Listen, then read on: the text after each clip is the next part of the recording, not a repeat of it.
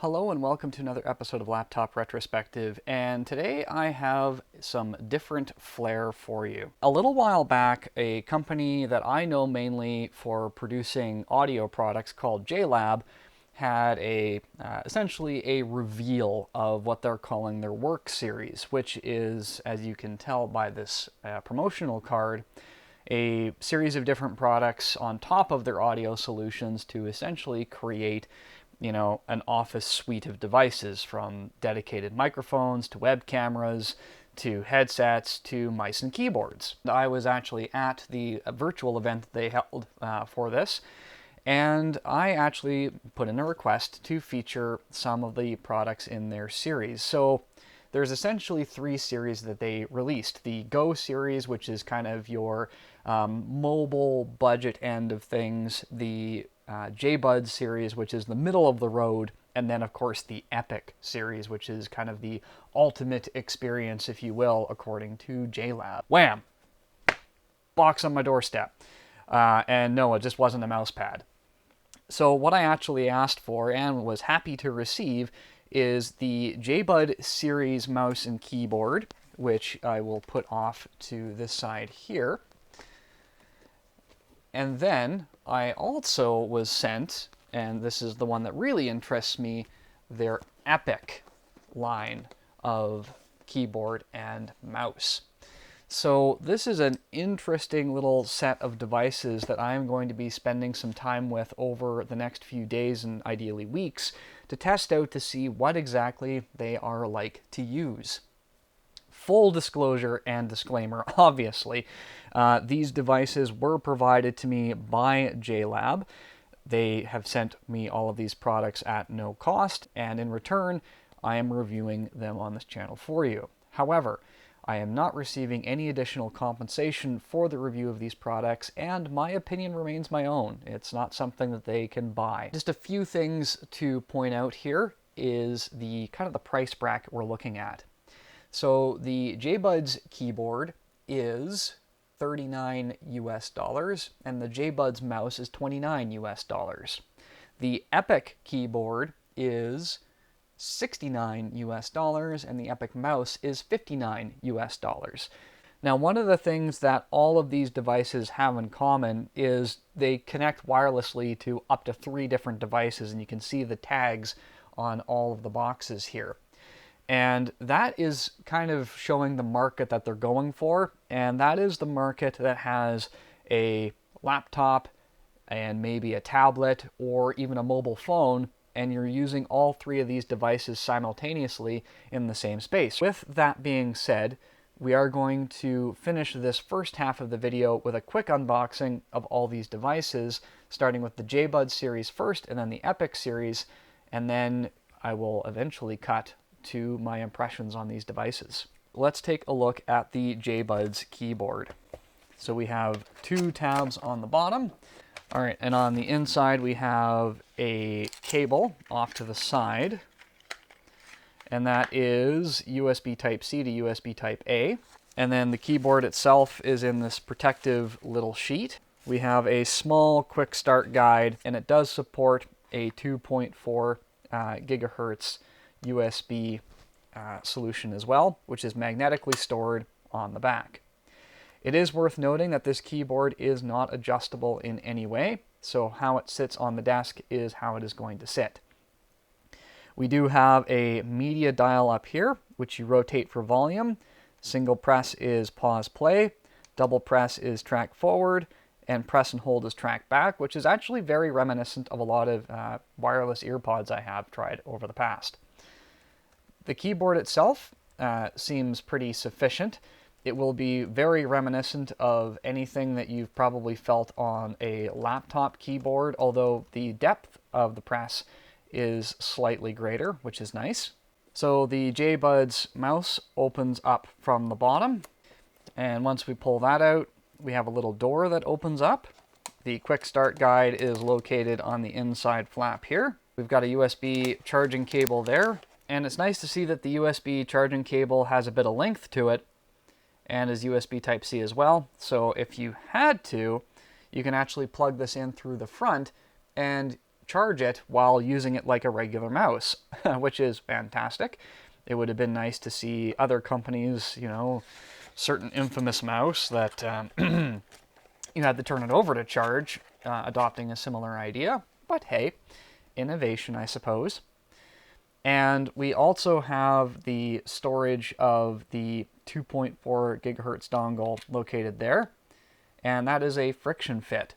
And this mouse is exceptionally light. There's no other word to describe that. It is very light, and the buttons are absolutely quiet. So if you need to work in a space where you need to have quiet buttons, every last one of these buttons is just fantastically quiet. The ergonomics on it feel pretty good. Again, the lightness is something that I'll need to get used to.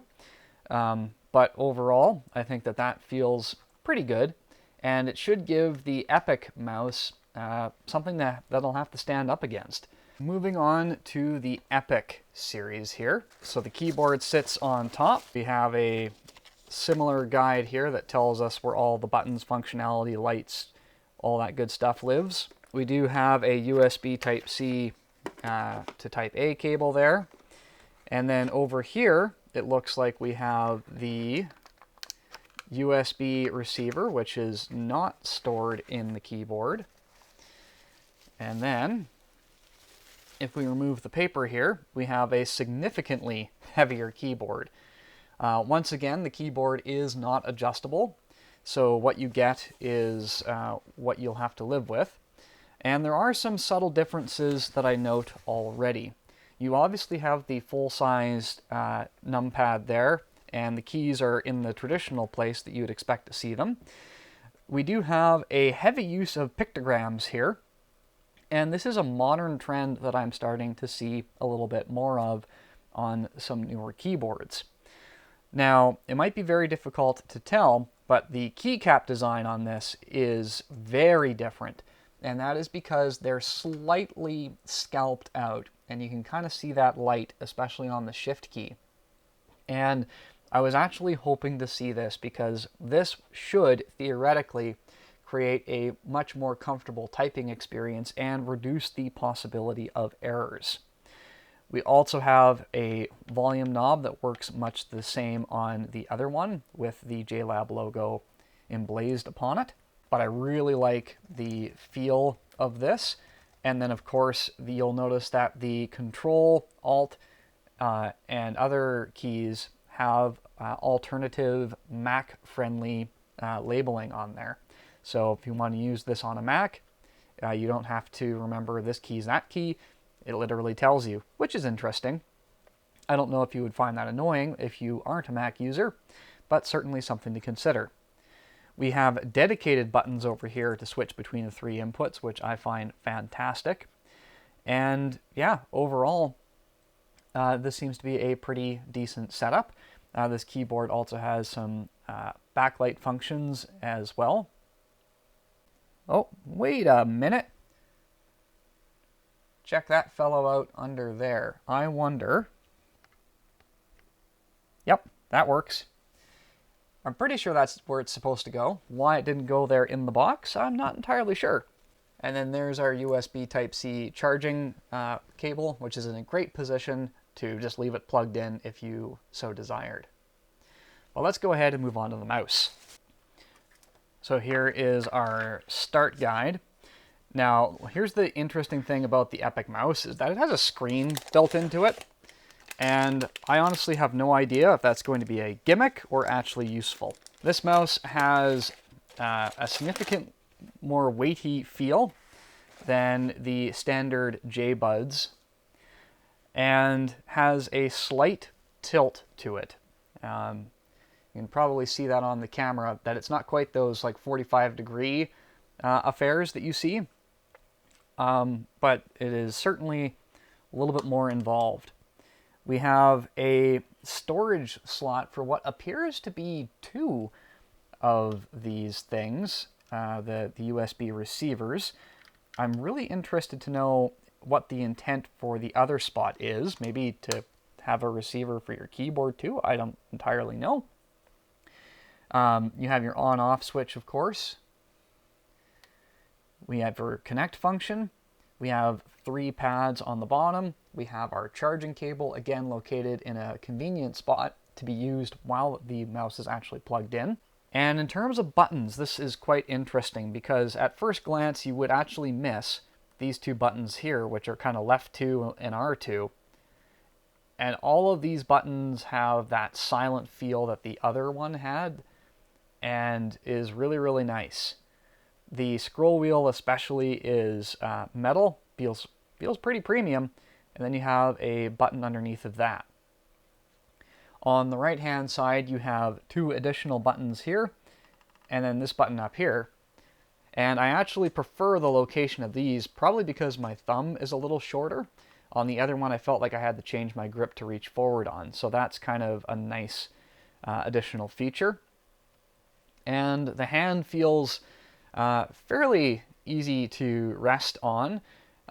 If these buttons were any further forward, I don't think my fingers would be able to quite reach, but that's kind of a personal preference thing.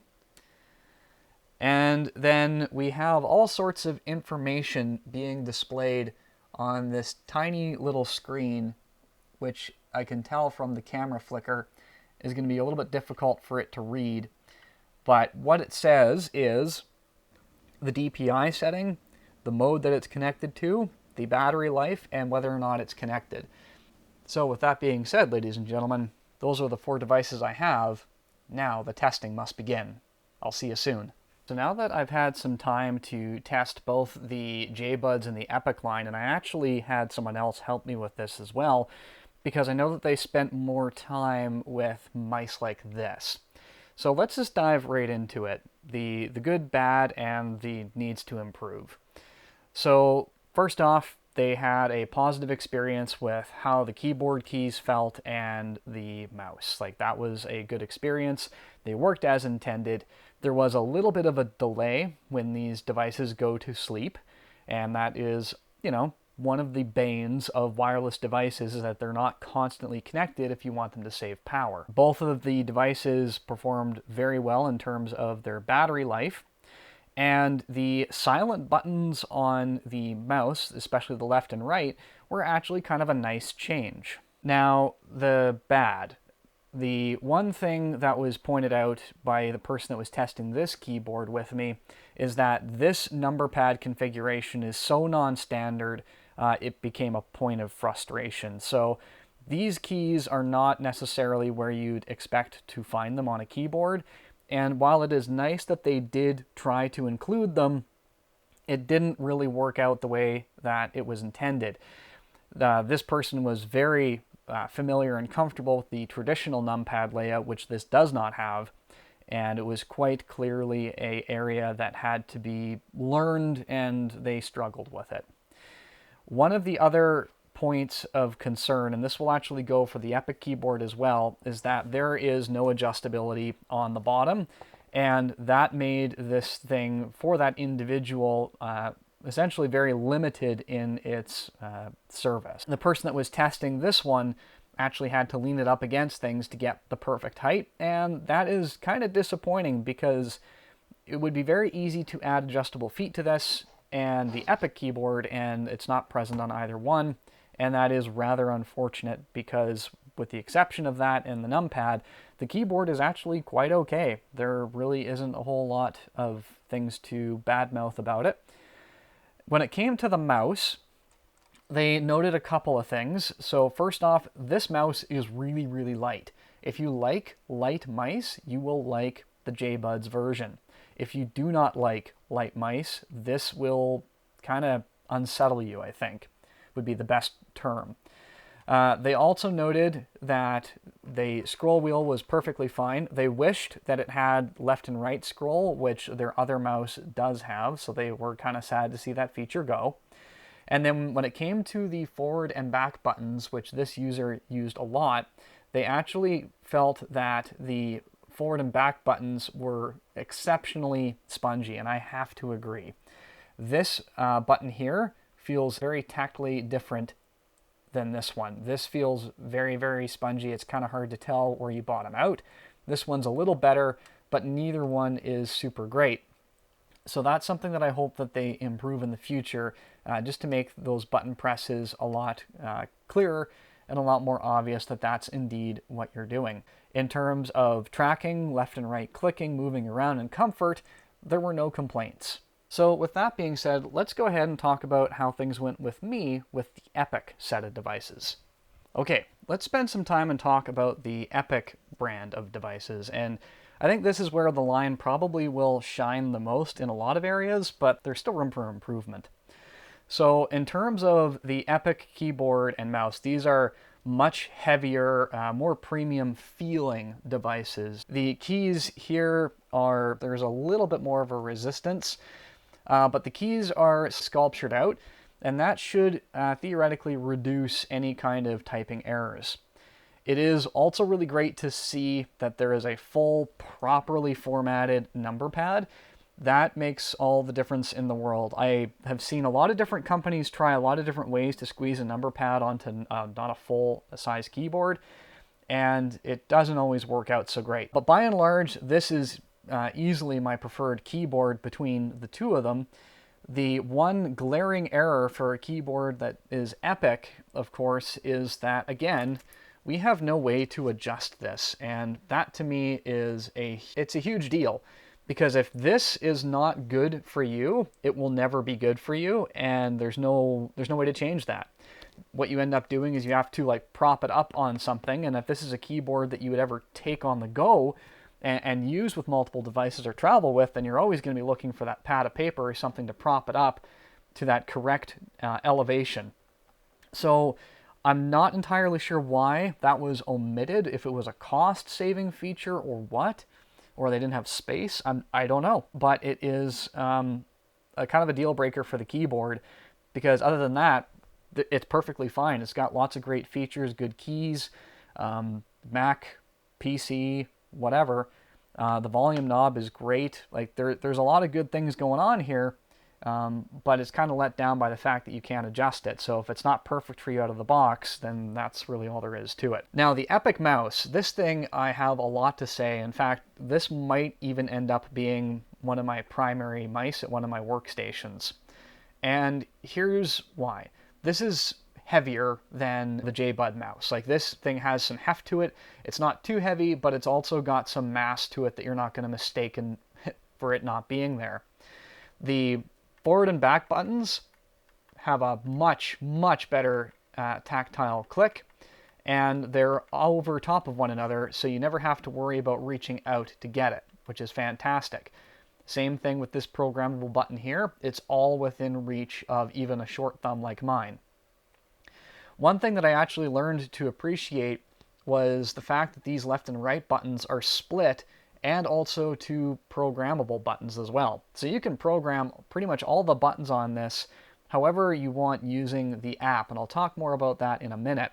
But I really did appreciate, because sometimes when I was holding the mouse like this, and I guess what you call a regular palm grip, the buttons were right where I wanted them, nice and soft, but good tactile feeling. But if I was doing a claw grip, those buttons were exactly where I wanted them to be. So if I was kind of like leaning back in a chair and I was just barely holding on to the mouse, I actually really enjoyed having these two buttons here. I even mapped the right click here to a shortcut that I use when I video edit, just to make the workflow a little nicer. The DPI button works as intended. The scroll wheel is a lot more, it's a lot quieter than on the other mouse. No left or right scrolling, but that's okay. It's still pretty darn good. The screen on the side is kind of, it's a bit gimmicky, but at the same time, it's really nice to know what status your mouse is in, whether or not it's connected to the device, which device you have it currently paired to. You can, of course, do that with a color LED, but the screen it's neat. You can say, hey, I have a screen on my mouse, and you definitely have a screen on your mouse. Would I miss it if it's not there? I don't know, but it's kind of nice. Let's talk about some of my kind of lukewarm feelings. This is a device, and the other mouse has this problem as well, where you're supposed to be able to pair it to multiple devices and switch between them. Having the connect or the switch button on the bottom is kind of a letdown, because then that means you're working, and then you have to pick up the mouse, jam the button, go through the settings, read the screen, and then once you're finally there, you can keep going. In a perfect world, and this is a super nitpick, it would have been really great to have the connectivity switching also available on a programmable button, so that way I didn't even have to pick up my mouse to change the channel, if you will, between the receivers. Now, speaking of that, that leads me to two things. First off is that there is a companion app to this mouse, and there's also a companion app to some of the other accessories I've featured as well, where they have programmable buttons. You use the app to program them. That's fine. The first little nuisance that I have is that to download the app, you need to give out your email address. Now, the only reason to do that is, of course, so they can sign you up for a newsletter, which you can unsubscribe to if you don't want. But I just dislike it when companies hide essentially what I am paying for behind me having to submit my email address to their system, only for me to remove it immediately after. I just want the download link to your software. Please give it to me. Thank you very much. Now, the good news is that that software, when it programs your shortcuts, it programs them right to the mouse. And that means I don't have to install that software on all of my other devices and then sync each profile, although some might prefer that. I don't. I'm really okay not doing that. And that leads me to another oddity, is that to have the software connect to the mouse, and it's in very fine print in the manual, but I didn't read it the first time around and I had some questions about why it wasn't working, is that you can only program the mouse to the app if you're using the 2.4 gigahertz band. If you have this thing hooked up to Bluetooth, it will not let you program it. It doesn't detect in the app that it's there. I'm sure there's a software reason behind that I don't understand, but it was a bit of a nuisance to figure out. It's printed in tiny print in the instructions, so if you got desperate and went back to them, you would figure it out faster than I did. But overall, I have to say, I do like the mouse, even despite some of the small setbacks that I think that they can address in a future version.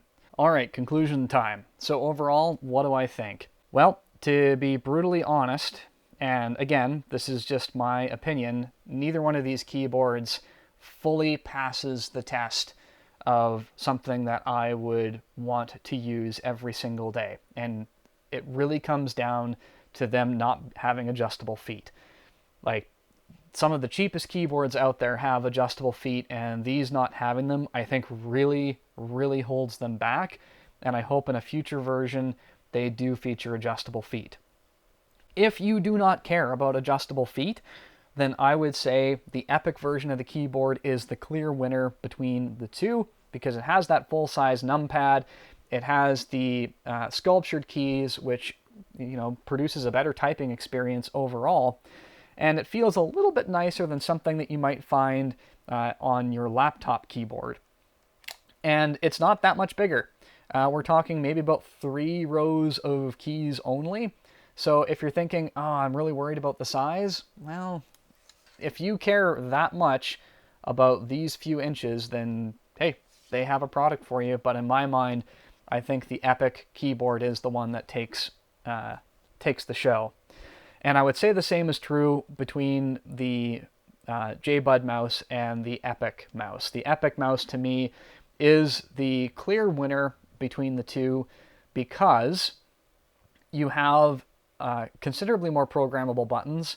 I absolutely enjoy the claw buttons and the palm buttons and how they've split them. I think that's a really great idea. I like how the forward and back buttons are on top of one another as opposed to side to side.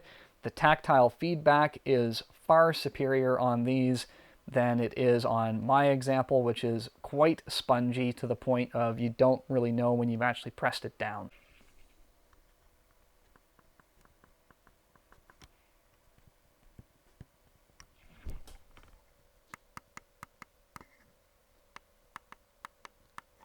The app for both is okay. I like the idea that I can program the settings to the mouse. However, I wish that it didn't collect my email address to let me download the program. Overall, I think the show stealer ends up being the Epic mouse, with the Epic keyboard being a distant second. And I think that the JBuds line is okay. but to me, this is where it's at. I think they put some of their best effort into the Epic line, and I'm looking forward to what they do next. This is a relatively new area for this company, and I think that they have figured out some things, but I don't think they have the answers to all the questions yet. So we'll see what they do in the future. I want to thank JLab for sending all of these products to me to try out and to provide my opinions. Again, they provided the product, I provide my opinion. They don't pay for my opinion. That's all there is to it. If you do have questions, I would encourage you to leave them in the comment section down below, and I'll do my best to answer them based on the experiences that I've had with these devices. And if you did enjoy this sort of content and want to be notified the next time I get the chance to look at mice or keyboards that you might be interested in, I will encourage you to do the big four. Please like the video, share, subscribe, and hit that notification bell so the next time I feature something like this, you'll be the first to know about it. Thank you so much, and I will see you next time.